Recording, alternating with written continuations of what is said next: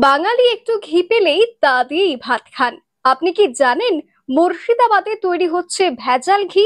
ভেজাল ঘি রুখতে তৎপর খাদ্য দফতর।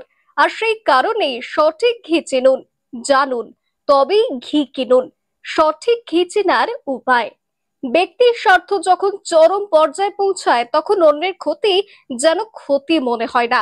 আজ এই লাইনটা যেন চরম বাস্তব। তারই প্রমাণ দিল বেলডাঙ্গা ১ নম্বর ব্লকের মহুলা এক গ্রাম পঞ্চায়েতের গোপীনাথপুর গ্রামের সুশান্ত ঘোষ। এখানে আমি পনির কাটি আর এমনি টুকটাক অল্প স্বল্প ঘি তৈরি করি বিক্রি করার জন্য। খুচরো কিভাবে করতেন? স্বাস্থ্য সচেতনতা অবলম্বন করতেন খাবারের নিয়ম মেনটেন করি।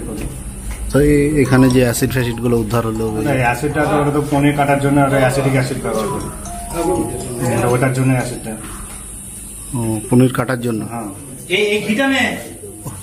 ওগুলো কি স্বাস্থ্যসম্মত? হ্যাঁ, কোম্পানি যেটা ব্যবহার করে অ্যাসিডিক অ্যাসিড, গ্যালিক্যাল অ্যাসিড ব্যবহার করে।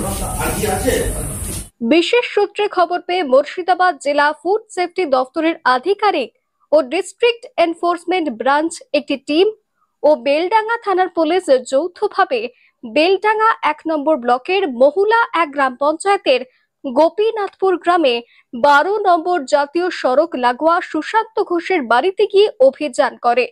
সেই বাড়িতে কর্মকাণ্ড দেখে রীতিমতো হতবাক তদন্তকারী অফিসাররা। প্রথম দিকে প্রায় ৫০ কেজি ঘি, সেই সঙ্গে ১২ কেজি পনির উদ্ধার এবং পরে দেখা যায় ঘি তৈরির সরঞ্জাম হিসেবে পাম তেল ও ১ জার ডালডার ঘি, সেই সঙ্গে পনির তৈরির জন্য বাথরুমের প্যান পরিষ্কার করার অ্যাসিড, সেই সঙ্গে ঘি ও পনির তৈরি করার জন্য কিছু সরঞ্জাম উদ্ধার করা হয়। বহরমপুরের সদর মহকুমা শাসক শুভঙ্কর রায় জানান, প্রয়োজনীয় আইনি ব্যবস্থা গ্রহণ করা হচ্ছে। আর সেই আইনি ব্যবস্থা গ্রহণের জন্য যা কিছু সিজ করার দরকার তা সিজ করা হবে।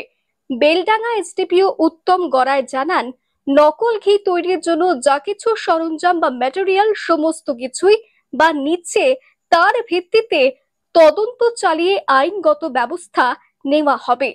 আইনি ব্যবস্থা যাই হোক, মানুষের স্বাস্থ্যের কথা চিন্তা করে মানুষ যদি না চলে তাহলে সমাজ ব্যবস্থা কোথায় কি দাঁড়াবে?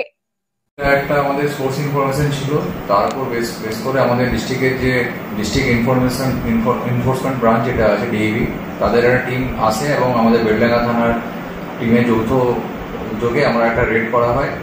রেড করে সেই বাড়ি, যে বাড়িটা হচ্ছে আপনার গোপীনাথপুর মহল্লা 1 পঞ্চায়েতের মধ্যে পড়ছে, সেই বাড়িতে কিছু সরঞ্জাম যেগুলো বেসিক্যালি যেটা ডুপ্লিকেট ঘি যেটা প্রোডাকশন হয় সেটা তারা ব্যবহার করছে। পাম তেল পাওয়া গেছে, ডালডা পাওয়া গেছে ওখানে। এছাড়া ম্যানুফ্যাকচার ৫০ কিলো মতো অবৈধ যেটা ঘি সেটা বাজেয়াপ্ত করা হয়েছে। এছাড়া খাঁটি ঘি চেনার সহজ একটি উপায় রয়েছে। কিছুটা ঘি হাতের তালুতে নিয়ে পরীক্ষা করা যেতে পারে। ঘি বিশুদ্ধ হলে হাতের তালুর তাপেই কিছুক্ষণ পর তা গলে যাবে। আবার কিছুক্ষণ উনুনের সামনে ঘিয়ের শিশি রেখেও গলাতে পারেন।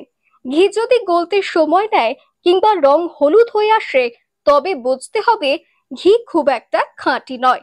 আরো একটি সহজ পদ্ধতিতে ঘি পরীক্ষা করা যায়। একটি শিশিতে ঘি গলিয়ে নিন প্রথমে, তারপর শিশিটি তুলে নিয়ে ফ্রিজে রেখে দিন। যদি দেখেন গোটা শিশিতে জমাট বাঁধা ঘি একই রঙের, তবে বুঝতে হবে ঘিটি খাঁটি। ঘি ভেজাল থাকলে আলাদা আলাদা স্তরে আলাদা আলাদা রং থাকবে। তবে ঘি ভালো না মন্দ তা একান্তই বুঝতে না পারলে কোনো একটি সংস্থাকে দিয়ে পরীক্ষা করিয়ে নিতে পারেন। যারা পনির প্রিপারেশন করার জন্য তারা বিভিন্ন রকম কেমিক্যাল ইউজ করছিল, সেই কেমিক্যালগুলো সিজ করা হয়েছে। পুরো প্রসেসটা ভিডিওগ্রাফি করা হয়েছে এবং বাড়িতে কেউ প্রেজেন্ট ছিল না, তো বাড়ির যে মূল মালিক তার বিরুদ্ধে কেস করা হচ্ছে এবং যাবতীয় যা যা অ্যাকশন নেওয়া হবে। ইভেন এসডিও সদর সাহেবকেও জানানো হয়েছে, তাদের ফুড সেফটি অফিসারের একটা টিম তারাও আসবে, তারা নমুনা সংগ্রহ করে সেটা ল্যাবরেটরিতে পাঠানো হবে এবং ল্যাব টেস্ট করে যা রিপোর্টটা দেবে সেটা আমাদের যে স্পেসিফিক কেস করা হবে সেই কেসের সাথে সেই রিপোর্টটাও ট্যাগ করা হবে। মুর্শিদাবাদ থেকে কৌশিক অধিকারের রিপোর্ট, লোকাল 18 বাংলা।